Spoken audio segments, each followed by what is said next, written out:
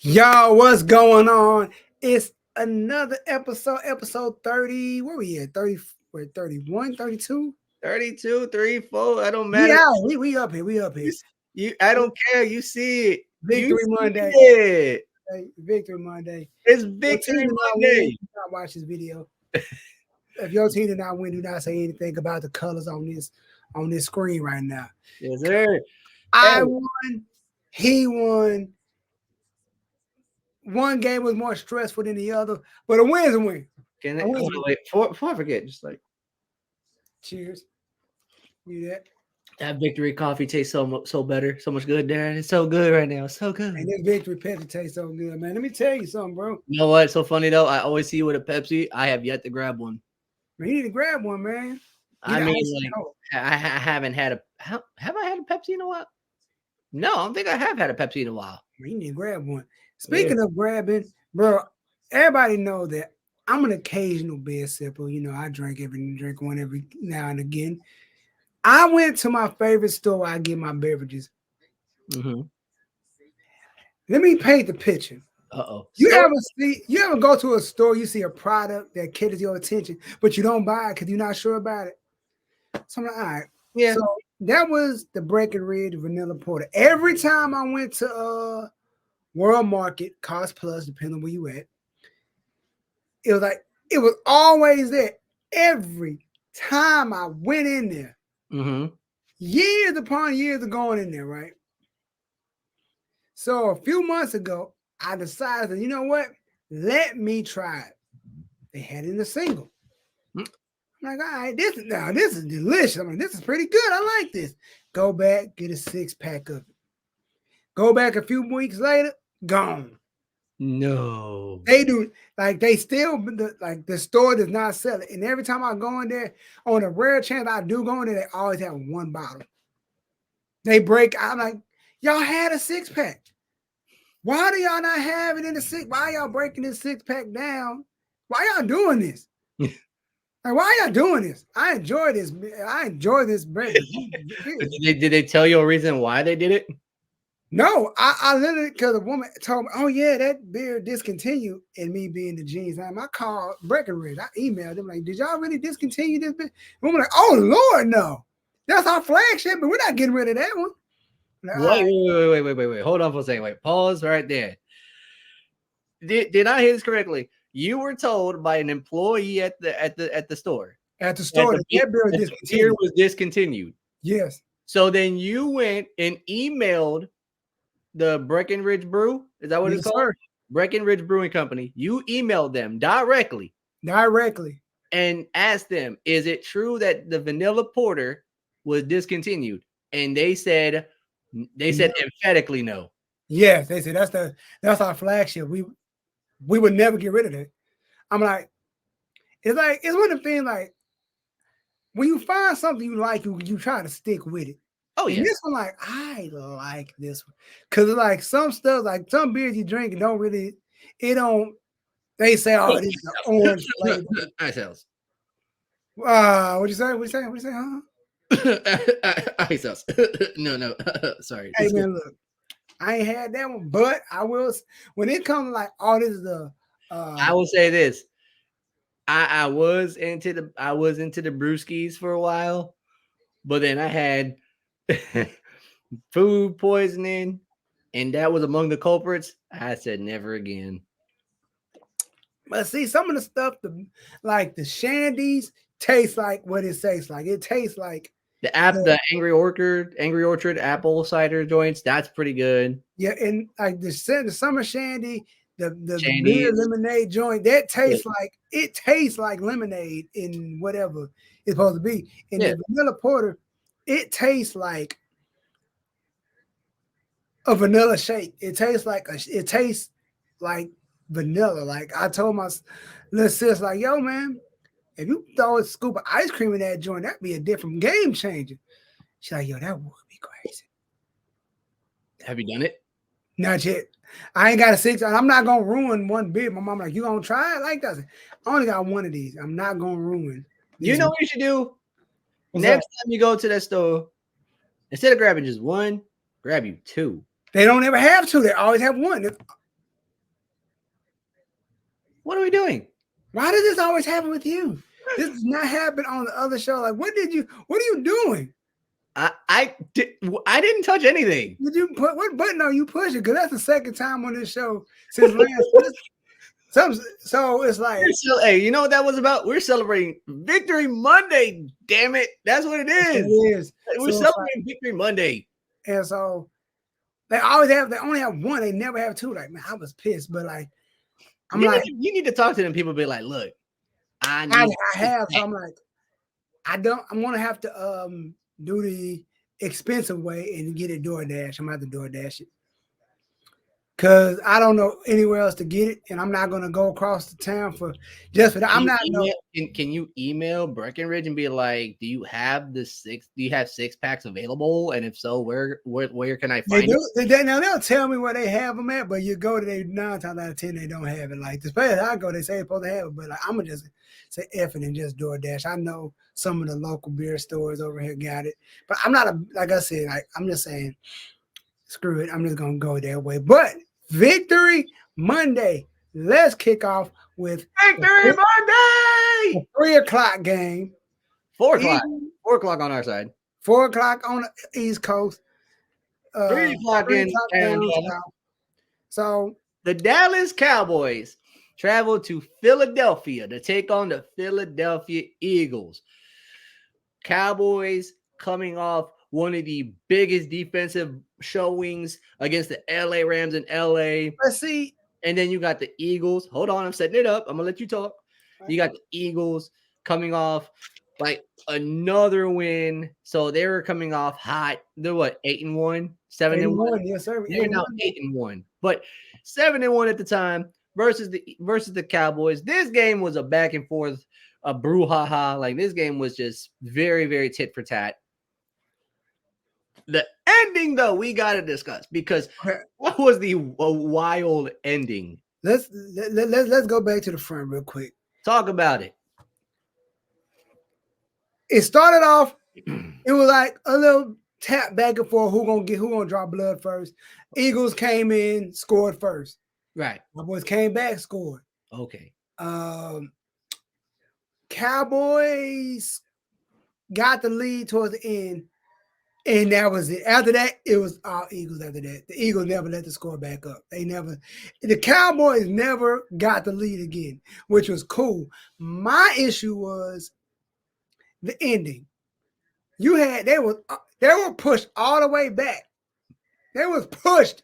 You got 3 big penalties. You got holding, get 15. Then you get a 5. Then you get another 15. They all the way down there. First and goal. I'm like, yo, bruh, it was a pass to CD. It was a pass to CD Lamb that your boy, was it Slay that got hurt on? It was who got hurt? Slay, he was the one that got hurt. Bradbury got hurt. So Bradbury was the one that got hurt first when he was defending CD Lamb. Yeah, that was the defense. That was the DPI, the pass interference call. Yeah, so let me get focused. So I'm like, all right, cool. I'm like, this how we gonna go out? This how we gonna go out? This how it's gonna go down? And then, and lo and behold, a Cowboy fashion, holding, offense. Then the monster comes alive. Brandon Big Body Bone Crusher Graham with the sack. Then it was Reddit with a sack. Yeah, it was Reddit. Yeah. But that ain't the cold part. Nobody had timeouts. I remember Nobody that. had timeouts. Yeah. So my boys were tired. Everybody was tired, right? Yep. So the last shot of the game, that was like to CD, and that was it. That was I'm like, bro. I was like, yo. And there was a lot of stuff going on in that game. Jalen Hurts, he played a 10 that night. People thought it was that. Like, nah, I ain't going out. He battled his way through that. I think Eagles got like 4 sacks. I think Cowboys got like the 2 or 3 sacks. Surprisingly, no big turnover, no interceptions in this game. It was 2 fumbles, but 3 fumbles. The 2 got recovered from the Eagles. But it wasn't like a you know what I mean? It was a clean game, but Eagles won. So I'm like, it's one of them games where you can't really, you gotta take what you gotta take to win the way you take. All right, cool. And I made a joke on Twitter. I said, now the Cowboys gonna get their confidence back by beating the hell out the Giants this week. So they're gonna get their confidence back. They're gonna get that back. Especially now knowing the fact that Daniel Jones is no longer playing this season. No, don't they got what's his name? DeVito is his last name. No, Tyrod Taylor as well. What Taylor at? He still play for them? He's still playing for them, but he was on IR. He got hurt.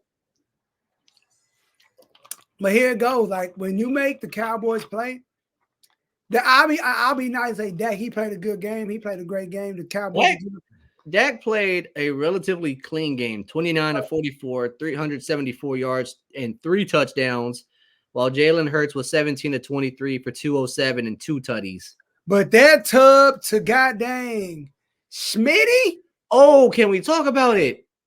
Oh my Lord. A 54-yard back shoulder, quarter end zone, just in the bread basket. I don't know about you, but for some reason, I love those over the shoulder catches. Oh, dude, they're so I love doing those on Madden, and when I play quarterback, I love trying to get that over that just boom over the shoulder. I don't know what it is about that catch that looks so cool to me. It's because if you think about it, like the quarterback and the receiver have to be on the same page when it comes to those type of throws, right? Oh yeah, it's like this. You could throw a pass, right? As if you play quarterback, you could throw a pass, right, in front of the receiver. If they're getting defended, right, and the receiver got to throw his hands out, automatically the defender knows, okay, as soon as I see them hands shoot out, that's when I got to defend. But if it's an over the shoulder, like a back shoulder throw, and you got to throw it and make sure it gets in the bucket correctly, you got to put the bread in the basket. That receiver knows when that ball gonna drop, but the defender don't know. He's following along. So as soon as he looked back, all he had to do is look back quick and just do this. And like the defender may not even be looking at the moment. He could be looking this, like, trying to catch up or whatever for a second, or he might be right there, but he don't know if he's gonna try and go this way, if he's gonna go this way, if he's going this. He don't know. All he knows is that them hands are gonna come up soon.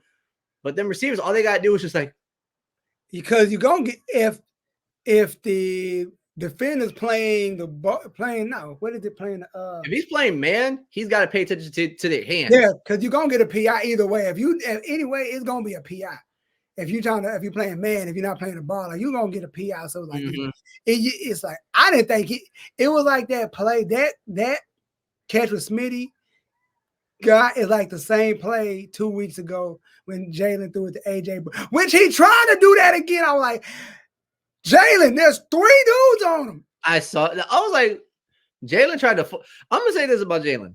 Can I be critical of your boy for a second? Hold on, before you say that, I love Jalen Hurts and AJ Brown, and it's like he gonna get it. Like that last play 2 weeks ago. When I thought it was like, that ain't no way he caught that. He came like, he caught that? Like, how? Then he tried it again. I'm like, bro, he gonna get picked. I'm like, I said it before. He was like, that's a pick. But it was incomplete. I'm like, thank you, but go ahead. Okay, this is what I'm gonna say about Jalen Hurts. Talk to me. All right, look, I got nothing but love for your quarterback. Nothing but love. Respect. I got nothing but respect for the boy. He a former Bama boy, former Oklahoma Sooner. Like, that boy, he could play ball. He's proven himself. Oh, like, yeah. That boy he's the franchise guy for the Eagles. The one knock I will give Jalen Hurts is that when he gets locked onto a receiver, more or less AJ Brown than Devontae Smith. Like, let's keep it a band right now. Talk to me. Let's keep it a band. more or less what we're talking about when he locks onto AJ over Schmitty. 9 times out of 10, if he sees that Devontae has a little bit of wiggle room, he gonna try and get it his direction. And he may ignore the fact that, Schmitty might have someone blanketing over him. But if he sees that window, he's gonna be like, F it, he out there.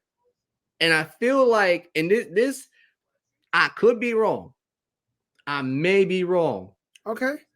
I may be wrong. Eagles fans, I look, I'm not saying that this is how he thinks, but from the outside looking in,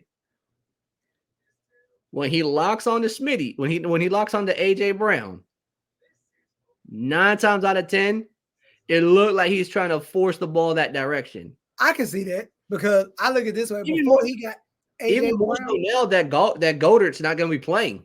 Goddard ain't going to be. Goddard's out with a fractured forearm. He's out for he possibly could be out for like 4 to 5 weeks. Yeah, I saw that, and I don't even know how he got injured on that play. Let me tell you the way he landed on his arm.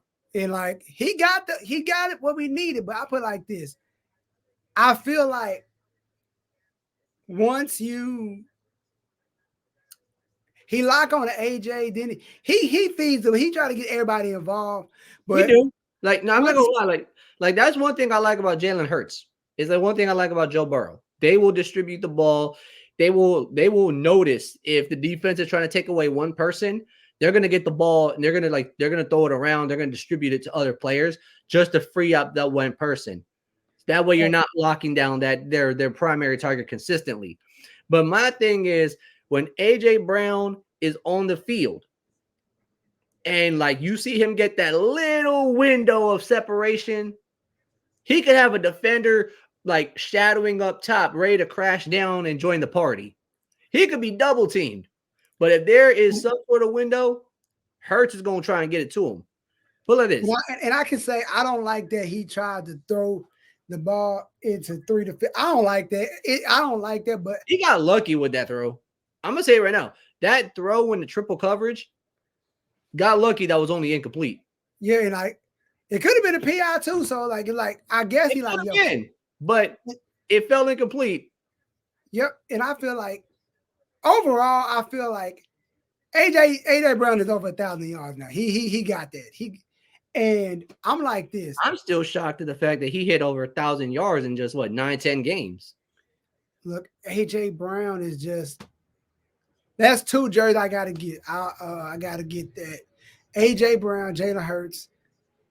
I gotta get this again. I gotta get the authentic because this is the legacy jersey. So it ain't like the bells and whistles, like the thicker one. It's just the legacy. But hey, I gotta get that one too. Black Friday may get that. But I'm just saying, my boys are playing crazy right now. Jalen Hurts gonna have time to rest, get that leg together, get himself straight. But let's talk about the elephant in the room. I don't even know how this happened. I don't even know why. Jason Kelce with a random on his 6th birthday. On his 36th birthday, walked into his locker and saw a random NFL drug test sheet. That got to be a joke because he's a sinner. What? How? Why? What? I can see the concern with AJ Brown. I can see the concern with a Schmitty or a Dallas Goddard.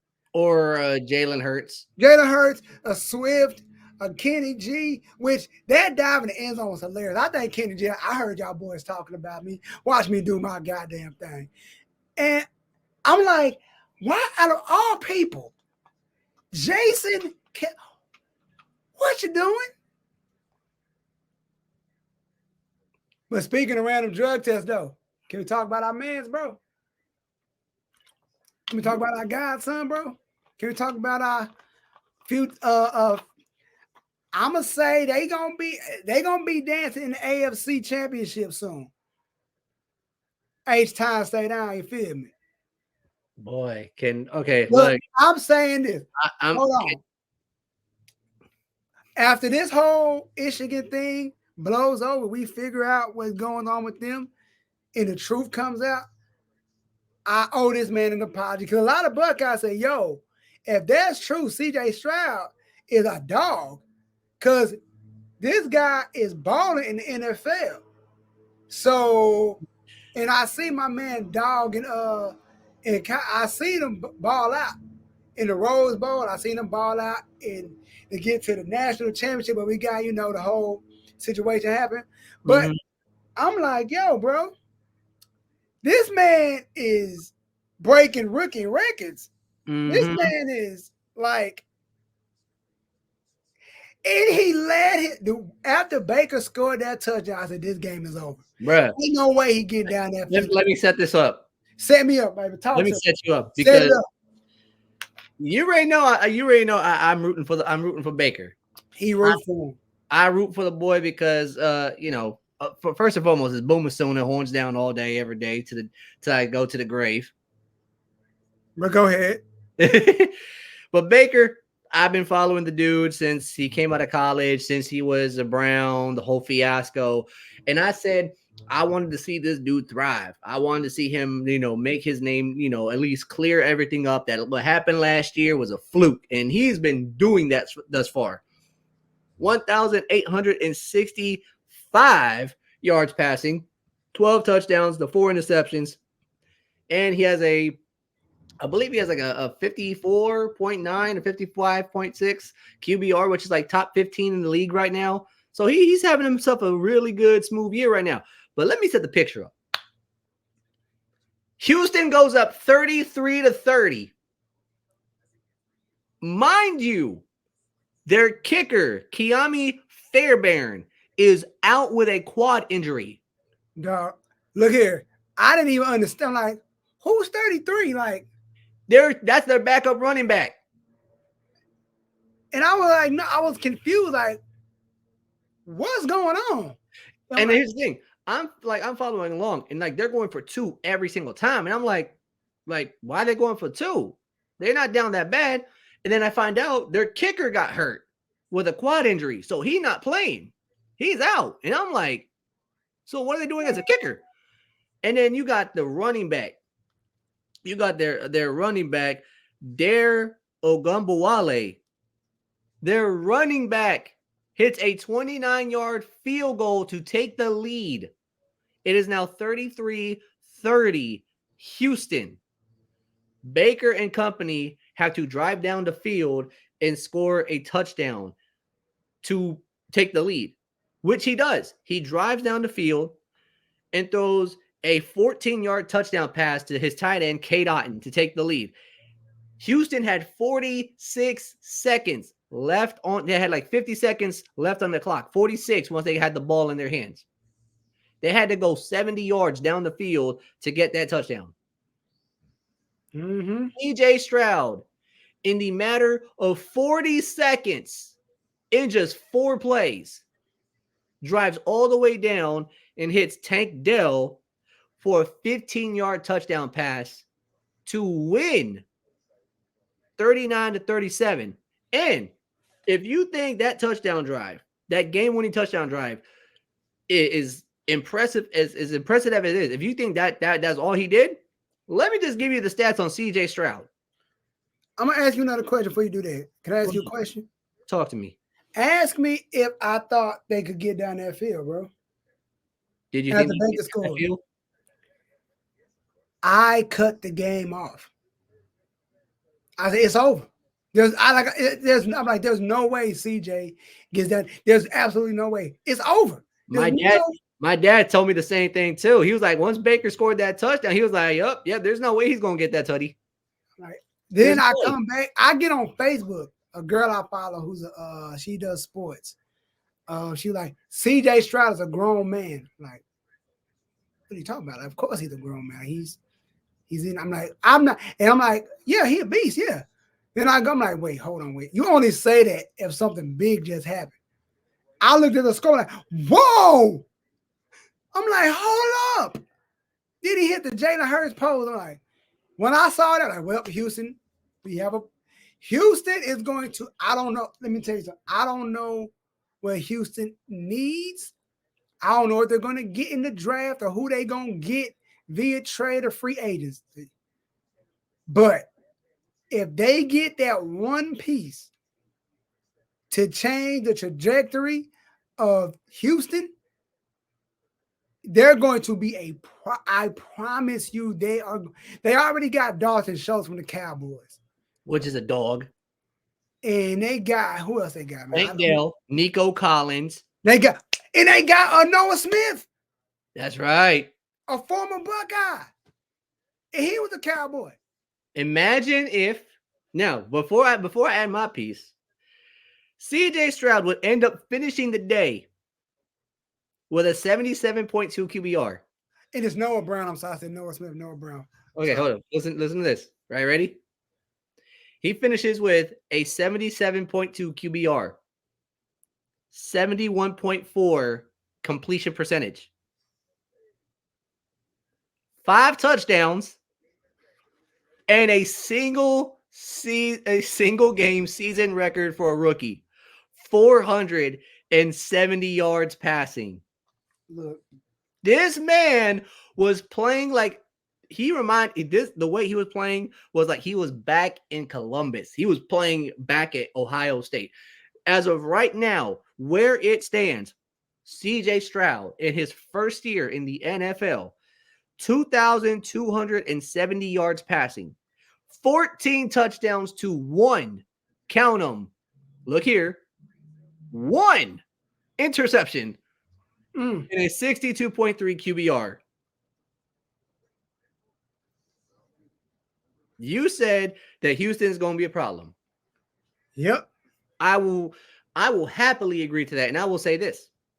Just like Jalen Hurts and A.J. Brown and Devontae Smith have changed the game in Philly, just like Joe Burrow, Jamar Chase, T. Higgins, Tyler Boyd, Joe Mixon have changed the game in Cincinnati, C.J. Stroud, Nico Collins, Tank Dell, Noah Brown, and if they somehow do this, Marvin Harrison Jr.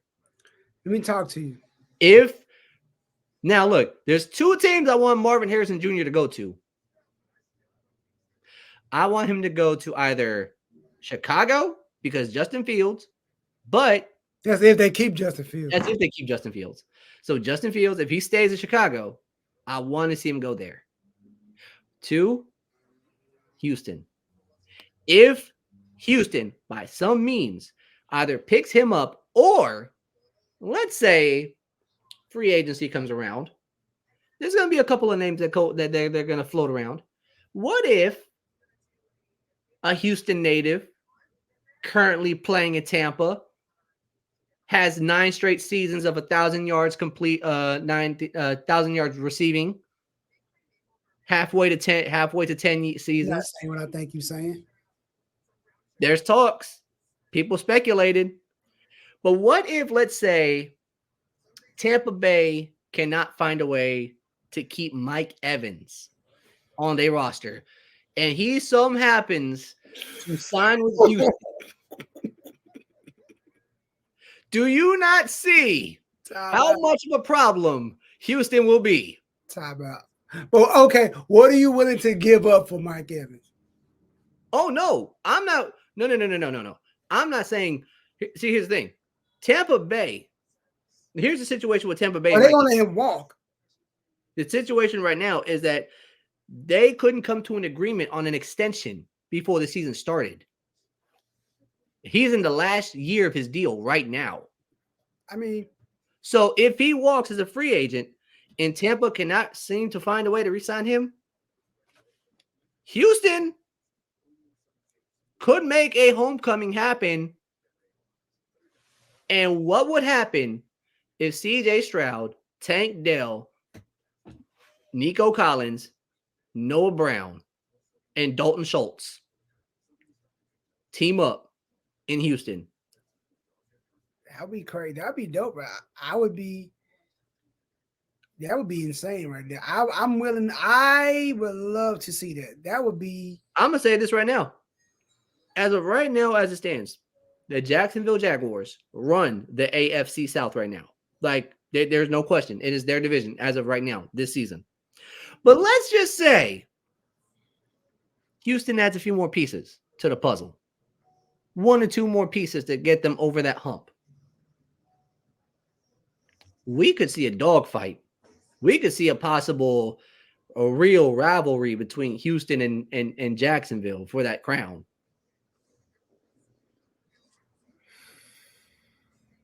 I got nothing, man. That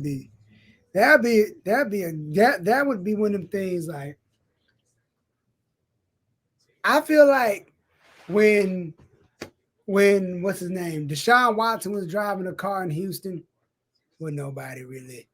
Houston was just Houston. I feel like with these new young guns coming in, these new guys coming in, cats like CJ Stroud, like back in the day, there was nobody in the AFC had a chance with the Patriots. Nobody had a chance. Nobody. Now it's open for the taking. Like you got Miami with Tua Tagovailoa. You got LA with Justin Herbert. Patrick Mahomes and the Chiefs, they're on top of that division. Joe Burrow and the Bengals, which we will talk about in a second. You got CJ Stroud up and coming with the Houston Texans.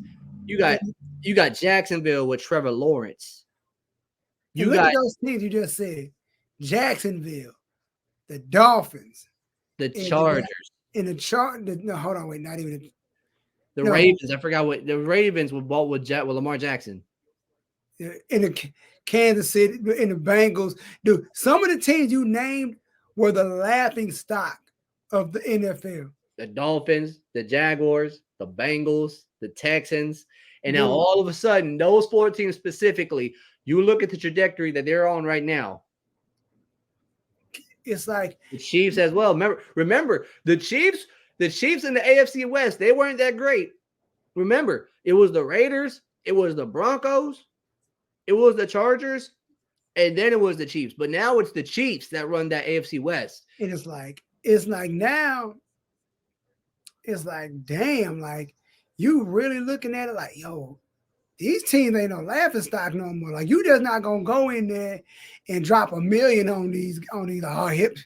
It's Miami week, guys. Ha! Let's go pitch some stats. They're not gonna look at Miami and be like, oh, it's another bye week. No, it's not. They're not gonna look at Miami and be like, oh, it's a regular bye week. No, it's not. Matter of fact, I'm gonna hit you with this. I saw this come out yesterday after the Bengals beat the Bills. As of right now, the AFC playoff picture stands as this. You got the Chiefs in the 1 seed. You got the Ravens as the 2 seed. You got the Jaguars as the 3 seed and the Dolphins as the 4 seed, right? Correct. Do you want to know who's filling out the 5, 6, and 7 spot? Who? At 5 with the 5th seed, the Pittsburgh Steelers. 6th seed, Cleveland Browns. The 7th seed, the Cincinnati Bengals. As it is right now, as it stands right now, the entire AFC North would make the playoffs. Now, my question would be, do you think, then we're going to go talk about your Bengals, do you think there's a chance that Houston may squeeze in the playoff this year? Oh, let me see. What's their schedule look like this year? Because they're 4-4 right now. They're 4-4 right now. Yes, they are. Like, I'm kind of hurt. I'm a little bit torn on the Houston win because, like, I want to see Baker succeed. I want to see him get this win and get this team out of a tailspin. But I'm happy for CJ Stroud too because that boy he's killing it right now. So right now the Texans next week they play Cincinnati. Then they have the Cardinals at home. They got the Jaguars at home. They got the Broncos at home. Then they got they're in New York to play the Jets. They're in Tennessee to play the Titans.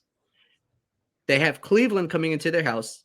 They play the Titans again, and then they have the Colts again. I think right now by that schedule, let me see. They might lose against the Bengals. They'll definitely beat the Cardinals. The Jaguars-Texans game is going to be a 50-50 split. Broncos, I think they'll get that one. So I'm counting, let's see, 1, 2, let me see, 1, 2, 3, 4, 5, 6. I think they have a possible. They have the possibility of going a smooth 11-6, 10-7. Okay.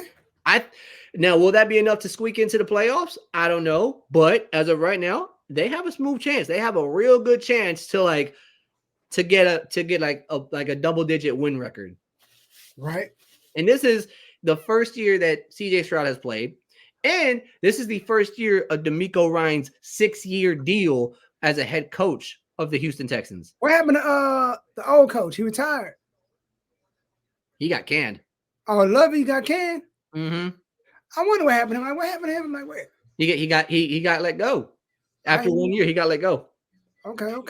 Yeah. So let's talk about your Bengals real quick before we talk big business. Okay. So last night, Sunday Night Football, we had the Buffalo Bills taking on the Cincinnati Bengals in Cincinnati.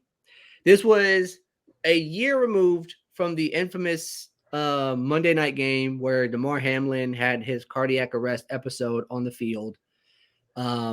This is a few months. Actually, no, not even a year. Actually, no, not even a year. That happened earlier this year. Yep. It happened January 2nd, 2023, Monday Night Football. It was like week 13 or 14 that we had that horrific incident with Damar Hamlin suffering cardiac arrest. And then you have the Bills hosting the Bengals in the divisional round of the playoffs, where the Bengals came into Buffalo and won that game handily. So now you got the Bengals, who are 4-3 at the time, taking on the Buffalo Bills, who are 5-3 at the time. With a win here, Cincinnati's playoff hopes jump up to about 72, 73%. If they lose, it drops to about 34, 35%. This game had a lot of playoff implication, even though we're like 9 weeks into the season. Cincinnati would go down the field first. Joe Burrow would lead the charge. They would win the coin toss, receive the ball, move down the field, and they would score first. Buffalo would do the same. They would get the ball, first possession, go down the field, and Josh Allen would walk it in for 6. So it's tied 6. It's tied 7 apiece. Then Joe Burrow and company, they get the ball again, move down the field. Joe Mixon runs it in. It's 14-7. Mm-hmm. Then it was a bit of a defensive battle. Both teams couldn't really move the ball as well. And then you got, you had Buffalo get a field goal, if I remember correctly. No. Yeah, it was actually no. Let me get it back. Joe moves the ball down the field first. They get a score. Josh Allen moves the ball down the field. They get a score. So it's 7-7. Joe Mixon then punches it in on the next possession. It's 14-7. And then what ends up happening is you have another touchdown. Drew Sample takes a pass, goes in. It's now 21-7. Then you got a field goal from Buffalo to make it 21-10. And then you had another field goal, but this time from Cincinnati side, Evan McPherson, he knocks one through. So it's now 24-10. And then Buffalo will end up going down the field and getting a last minute touchdown plus a 2-point conversion to make it 24-18. And that's how the game would end. This game right here, no matter how you shake it, no matter how you look at it, from start to finish, this was Cincinnati's game. Like, Cincinnati took over from the very beginning. They had momentum. They pretty much took control, and they dictated how this game was going to play. Mm-hmm. There was a few questionable calls along the way. There was a few penalties here and there. Some holding penalties, a DPI here and there, whatever. But I will say this. This game, to me, proved one thing. And that one thing is down here underneath my name. The Bengals are truly back. When healthy. And I heard Emmanuel Acho say this, and I thought it was interesting. He's like, when healthy, Joe Burrow is top two is one of the best. It is top two quarterback. It's Patrick Mahomes, then Joe Burrow. In the AFC. Yes. Emmanuel, this is what Emmanuel Acho said. Actually, no, in the entire league. Emmanuel Acho, verbatim, said this. He was like, if it came down to it, if someone would have asked me, yo, so how would you draft these guys out? Like, how would you draft these quarterbacks? Okay, Patrick Mahomes goes 1. Jalen Hurts, he's scrappy. I like the dude he plays, but Joe Burrow, I'd put him over Jalen Hurts. Josh Allen, he's nice. I can't trust him, though. I'll put Joe Burrow over him. Okay. Not my words. Don't shoot the messenger. Because I see the look. Just saying. I see the look in your eye. I would like this. I'll give you Joe Burrow as a number 2, but you gotta put Hurts as 3. Because dude, as of right now, like we talked about this. We talked about this way earlier ago. And I'll go ahead and say it again. If I was to list my top 5 quarterbacks as of right now, where it stands, Mahomes, Burrow, Hurts round out top 3. Okay. They round out top 3. Now, number 4, I would go ahead and put Lamar. All right, I'll give you that. And number 5 would have been Allen. But Allen, he's kind of hit or miss because although he's going to get you them electric touchdown plays, he's also very you don't know what Josh Allen is going to get when you play him. Put like this. He has about like 86 total touchdowns career-wise. He has 91 turnovers, which it's the most since 2018, since he's arrived. Ew. I would put Trevor Lawrence over Josh Allen. Okay. For right now, I would put Trevor Lawrence, but I would make a case. I would make a case for CJ, but he's a rookie. I want to see if he can repeat his performance next season. I want to see what he can do next season with a bunch of with more hitters and more like whoa. But the thing is though, like people are gonna have tape on CJ, so I want to see how they would adjust to like how teams would scheme him up better. Because a lot of what people are doing, they're looking at the tape from like last week or from like a few weeks prior, and CJ is just elevating his game week by week. Once you go into your sophomore season, teams are going to have all the footage that they need on you. They're going to scheme you up correctly. Yep. It's up to you to like, it's going to be up to you to like adjust accordingly and play your game, the way that you know how to play it. But like, I said this last week, I was like, look, if Cincinnati beats Buffalo at home, we're back in the thick of things. Like we are back in the mix.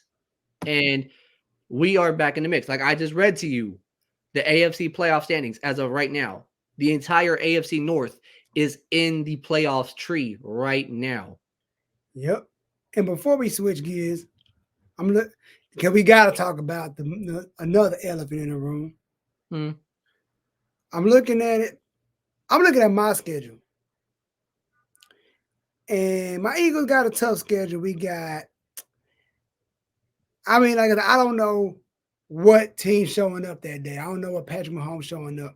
I mean, the Swifties may show up, but we got Kansas, we got Buffalo, which I don't know what Josh Allen gonna show up, and that's at home. So, and we got the Niners at home. I don't know what Brock Purdy gonna show up. Then after that, we got this back to Dallas, Seahawks, Giants, which I'm not too concerned about. Then Cardinals and Giants, which I'm not too big. Like we might not even play our starters though that game, so it really don't matter. The only game I'm really concerned about, if I have to be honest, is like Kansas and the Niners. And I know Cowboys gonna come with some heat. They're gonna try to come back for revenge, but like I don't say, like I said, I'm not the kind of fan like we gonna wash everybody in NFC East. I feel like one of these Cowboys may get us. They may get us, but or the Giants may sneak one in if we ain't got our starters. So other than that, I'm not too on edge right now. But speaking of on edge, Colorado, man. Oh boy. Let's round it out with that, and we're gonna go home, bro. Colorado. Woo. I'm gonna say this. I think people bought too much stock in Colorado early. And I think that when a team, like somebody said, there was 1-11 last year. They won 4 games. So they surpassed expectations. So all right, you're not doing too bad. They're like saying if you lost $10 and you won 40, you won more than you lost. Like, all right, you're doing better. So like, I'm like, and we was talking on Twitter. I'm like, yo, they say somebody post like, yo, what do you think about Colorado getting a bowl game? I'm like, they gotta win out.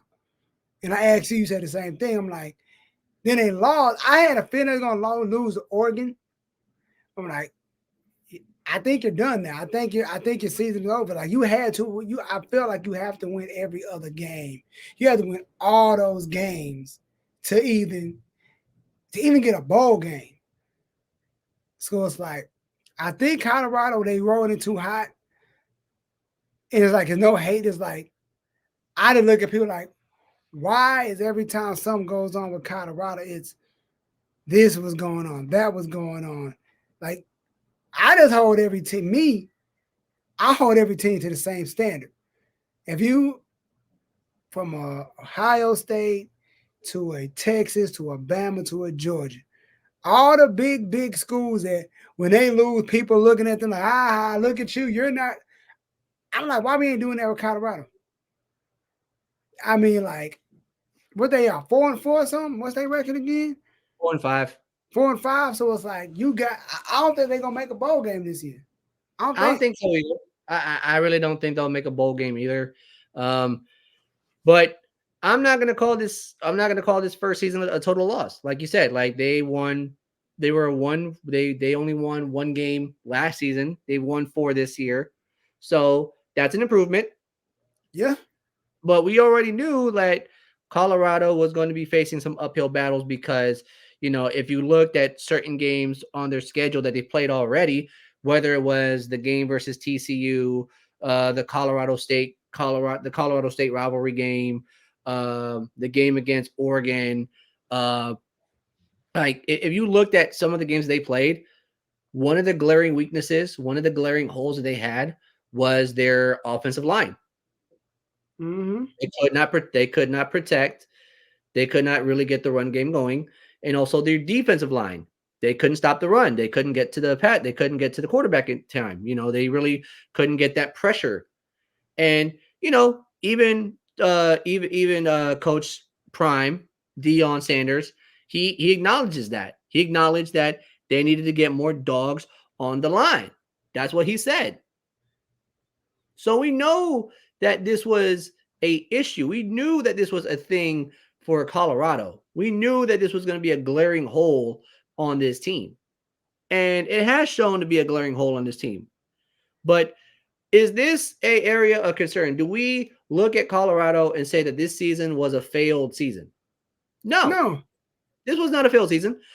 Now, do I think they'll get a bowl game? Do I think they'll have a chance to play for something? No, I don't think so either. Because again, like for them to have even had a chance to contend for a bowl game or anything of that nature, they would have had to win out. They would have had to beat Oregon State. They would have, I think that, and then I think that Stanford lost.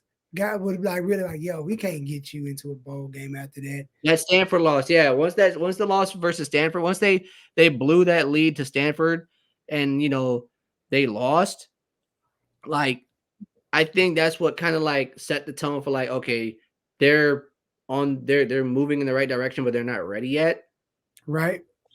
So like they played phenomenally versus Stanford, but they let off the gas and they didn't cover well, and they all had all that stuff happen. And Oregon State just came in and they did what they did. My thing with Colorado is this: I'm not going to give up hope on the team. Like, for this season, I'm going to say, like, look, finish the season as strong as possible. If you can get about 6 wins in these next few games, you got 3 games left. You have Arizona, Washington State, Utah. If you can squeak 2 out of 3 wins, if you can beat Arizona at home, and if you can go to Washington State and win over there, right? If you can win 2 straight, and then maybe compete with Utah and squeak something out there or be competitive enough, then by all means, you know what I'm saying? Like, and finish the season 6-6 at 500. If you can do that, then by all means, like, you have a really good foundation to build off of. Like, right now, they have good foundation to build off of because they got 4 wins, and you're going to want to build off of that. But if you take these next few games, you beat Arizona at home, you go to Washington State, you beat them at home, beat them in Washington State at their place, and then you play Utah. You know what I'm saying? You play Utah and you compete or whatever. Yeah. Go 6-6. If you can go 6-6 to end the season, by all means, like that's a pretty good season to me. Yep. And my thing is, we're gonna talk about your the final topic. I feel like with Colorado, I feel like it's just like I'm not a fan of the hype in the bandwagonness. That's not my style. Like I kind of like reject that kind of stuff. I tend to fall back.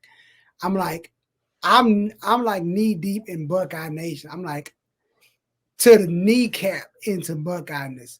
You're not to the kneecap. You're like up. You're ready up like to like chest high. Okay. You give me. You know what I'm saying? I'll give you that. I'm like, I'm with it. Yeah, you know what I'm saying? Dude, you're 10 toes. You're so 10 toes down. Like they put your feet in concrete and had you stuck there. Hey man, like I like I'm with it. So I'm like, I feel like when people just jump in, okay, you jump on a team that ain't that great right now. They ain't that great. But the people that's been rocking with Colorado before Prime, before I forgot about Colorado. I didn't even know that was a school. I'm like,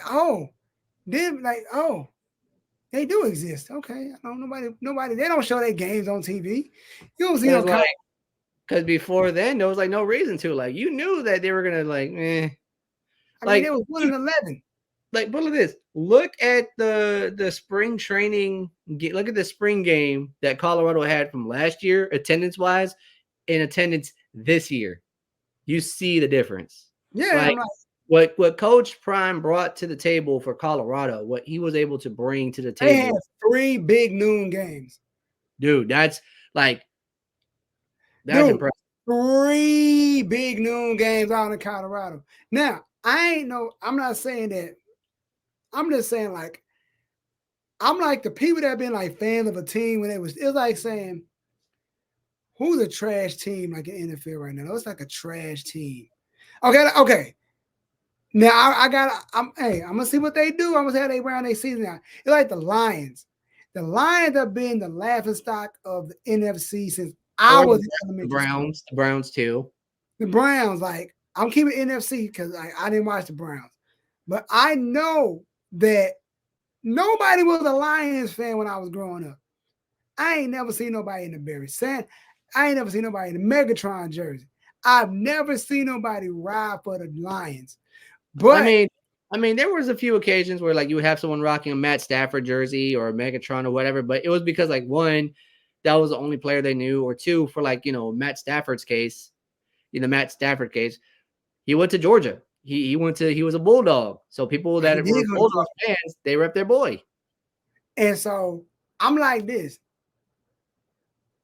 A team that's bad and you've been in the trenches with this bad team, your team has never seen the Super Bowl, your team has never tasted anything success-wise, then then people somehow, some way that the Detroit Lions turn to like the Golden State Warriors. You know what I mean? They'll be winning every year. They in the goddamn Super Bowl or playoff like this, and everybody got Detroit Lion gear on. You gonna be like, yo, where'd y'all come from? Where y'all at 20 years ago, 40 years ago, 50 years ago, back in the Barry Sanders day? Where were y'all boys at? Y'all was nowhere to be found. But now y'all part of our team. You know, it's not like you picked a winning team.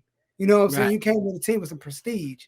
You know, but speaking of prestige, bro, Caleb Williams crying on the sideline. Stop it. Jumping in the stand where his mom and daddy at. Now, I have no problem with showing emotion. It's the you did it, and it's like I can see if he like, yo, Ma comes to the locker room, like they call his mom and dad to the locker room backstage. Don't do it publicly because people gonna look at you like, bro, that's how you act. You wasn't doing that when you was winning. You wasn't doing this when you was winning. Like, you feel me? That's how I look at it, bro. What was all this when you was winning? Now you losing. Like, you look like you can't handle losing. So, like, if that's the case, what team need a quarterback right now in NFL? Chicago. Okay, say for example, Chicago moves away from Justin Field, right? Yeah. And some way, somehow, this kid. They got the number, just to give you a heads up. Chicago has the number 2 and the number 3 draft pick right now. That's the order. So right now, right now it would be Arizona number 1, Chicago number 2 via Carolina, and then number 3 Chicago again. You know, so I'm gonna go with Arizona, right? Say they like Kyler, we're done with you. We're gonna go with this Caleb guy. And it say somehow Caleb Williams get you all the way to a big game. And all season long, he turns up. They going undefeated. Every game. Yeah. Sideline geeked. Losing a big dance. You crying. Okay. What all this crying when you was winning? And I get it's like a big loss you lose, or you lose in an unprecedented fashion. Like you don't bounce back from it. Like that's why I don't ever worry about Jalen Hurts, because he's clutch. He's gonna get something happen goes where he's gonna go back and get you some points. But I'm like, Caleb, last year when you was winning Heisman and doing all this big things, you wasn't crying, but now you look like, yo, man, this is it for me. I gotta go to the NFL. Like, what do I do? Like, I have no issue with people crying or being showing emotion. I'm not no cold-hearted stone dude. Like, no, like, show your emotion. I'm like, he ran to the stand, jumped up, and like started crying. Like, bro, like, it's just a game, bro. Like, I get it. It's like his career flashed for us out. Like, oh damn, I'm gonna be I don't know what team I'm going to. I don't see it like that. Like, I know that we have our different opinions on this type of thing. The way that I explained it to you is more or less along the lines of like the way that I explained it to you was more or less along the lines of like here it is. He's a former Heisman Trophy winner who's possibly projected to go number 1 overall, right? So I'm just kind of like reading like something that we discussed just so I can jog my memory on how to say it. But dude won a Heisman Trophy, right? Right. Everybody looks at Caleb Williams as like the projected number 1 overall pick. Like he's going to be the guy. Either him, Drake May, Penix, you know, that Bo something. Yeah. Bo Nix, there it is. So like this draft is going to have a studded lineup of quarterbacks. And everybody's thinking that he's probably going to go number 1 overall. And also, if you look at USC, this was a team that was projected. Everybody was looking at USC as a team that was going to make the playoffs. Like they were going to be challenging for a national title. But, things haven't gone the way that you would hope for USC. It's like they've kind of squandered a couple of games. They haven't really performed as well. And now it's getting to a point where, his season is coming down to an end. And, he may be playing his last few games at USC. And it started to dawn on him. And I know a lot of people, I saw a couple of videos of people kind of making fun of Caleb Williams, for crying on the sidelines after the game with his family, whatever. But to me, I look at it like, dude, that kid is passionate as ever, bro. Like that's passion, that's heart, that's leaving everything you have on the field. And then like, I guess just the weight of it, like finally just kind of being released in one way, shape, form, or fashion. And, you have guys that are able to keep their cool. They're able to like stay collected and, be able to brush it off, flush it down, flush this loss, move on to the next one type thing. But there are other guys where like the weight of the entire pressure of, being the guy sometimes gets to you and you could only hold on for so long. You can only really like kind of flustered me a little bit is when he in the post game press conference like, yo, I just want to go home and cuddle with my dog and watch TV. Like, dog, I get I'm like, dog, like, that's what I didn't like. Now I take like I don't care about him crying. That's not the point. I'm like, it's like the person that's crying and you go straight to Instagram Live and turn on, like you record a video you crying and then you post it. Like you had time to set your camera up and hit the play button and start talking and crying. And that's how I felt like, dude, you said that you knew the cameras was on. You knew they was gonna get that. Like that's how I felt like. That's what I did not like. It's like the attention part. Then you stretch. I didn't catch that part, but I'm not gonna lie. That sounds like a great plan. Go back home, have your dog with you, just chill. But no, okay, look. I wouldn't have said that publicly. I just would have did. Like I wouldn't have said like. Yeah, okay, no, I get what you're saying with that. At least I know I get that part. I understand it. And yeah, maybe he shouldn't have said it, but in the moment, that's how he was feeling. Like, yo, I just want to go home. I just want to, chill, just go home, chill, and just like settle down. Because again, like let's put it like this. Dude has a lot of pressure. And I don't think a lot of people they take this into consideration when it comes to these college athletes. Especially guys that are like supposedly going to be like the number one pick in the draft, or like they're going to be like the top 10 pick in the draft, or whatever the case is. Like if we really were to like look at it, I bet there was a lot of pressure on these guys to perform at a high level so that, when it comes down to the NFL draft, they're able to like get somewhere, like be a first round pick so that they can guarantee themselves that money. You know what though? I want to piggyback off that. I had a conversation with my mom. Shout out to my Dukes. I was telling her like, I'm good at what I do, right? I'm good at music. I pride myself on being good at music. Yeah. And I was like, music and sports is two different avenues. I'm like, imagine the pressure you have of being so good at a sport that a top school wants you. Ohio State wants me as their top running back, right? I'm the face, like first you're a 5-star recruit. Right. So that means you automatically gonna be doing big things. You may be doing big things when you get there. And depending on who you sitting behind, like, yo, you know what I mean? Then, like, you have a breakout year. Like, yo, this guy projected to be the first round pick. Like, yo, everybody tell, oh, you're going to every day. You get that. Like, oh, you're going to be the guy. You're the damn. This is real. Then, then you win a national championship. Yeah.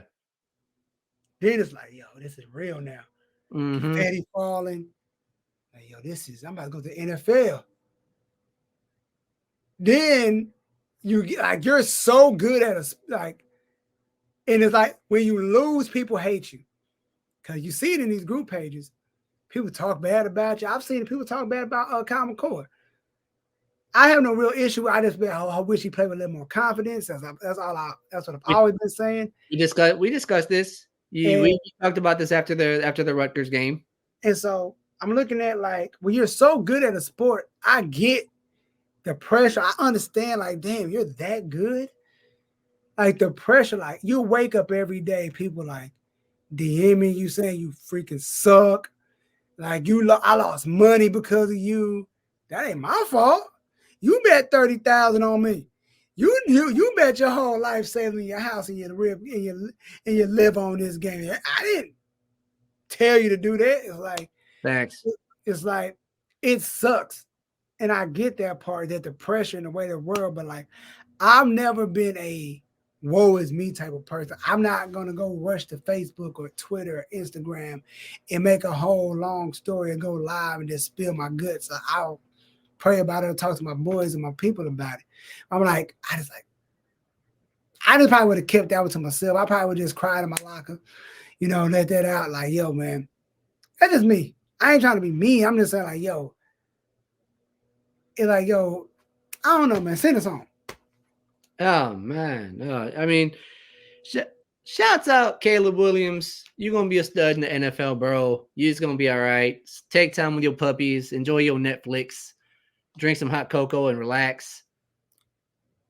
Shout out them Philadelphia Eagles, them Cincinnati Bengals. Victory Monday. You know what it is. Feeling beautiful. We're feeling beautiful. The Bengals are back in the building. Eagles, phenomenal as ever.